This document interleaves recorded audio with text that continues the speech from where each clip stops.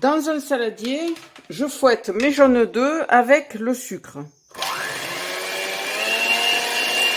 Ensuite, j'ajoute la maïzena et je fouette.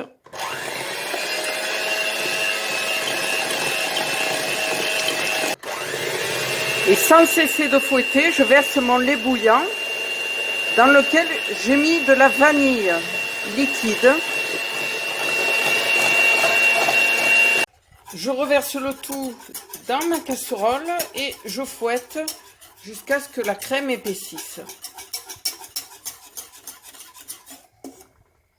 Je rajoute le beurre. Je mélange. Puis je place au réfrigérateur jusqu'au lendemain. Dans la cuve du robot, je fouette les jaunes d'œufs avec le sucre jusqu'à ce que le mélange blanchisse.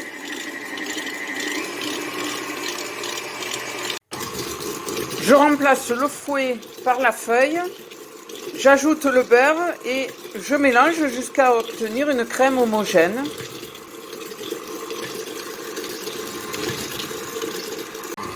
Et je termine par les poudres, la farine, la levure et le sel. Et je mélange jusqu'à obtenir une boule de pâte que je conserve ensuite au réfrigérateur une nuit entière. Je détaille quelques fraises en petits cubes pour réaliser ma compotée. Un peu de sucre, un fond d'eau et je fais compoter en essayant de garder quelques fruits quand même un peu entiers, on va dire, avec des morceaux. Je dépose mon moule sur une feuille de papier sulfurisé et j'étale ma pâte bien froide sur une épaisseur d'environ 4 mm. Oh, j'ai pas besoin du rouleau. Ça s'étale très bien quand ma pâte est dure à la main.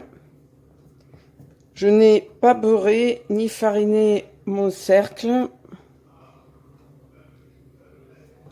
Et j'enfourne à 180 degrés pendant 15 à 20 minutes. Je dépose mon gâteau sur le plat de présentation. Je retire le cercle, le papier, cuisson et je n'ai plus qu'à passer. Et je passe à la réalisation de la crème diplomate.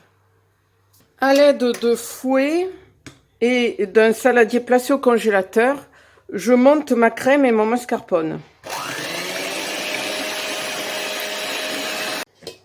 Et j'incorpore ma crème montée à la crème pâtissière. Je répartis la compotée de fraises sur mon biscuit.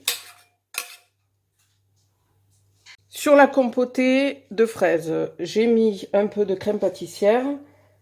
Et pour terminer le dressage, j'alterne des tas de crème diplomate à la douille cannelée et à la douille unie.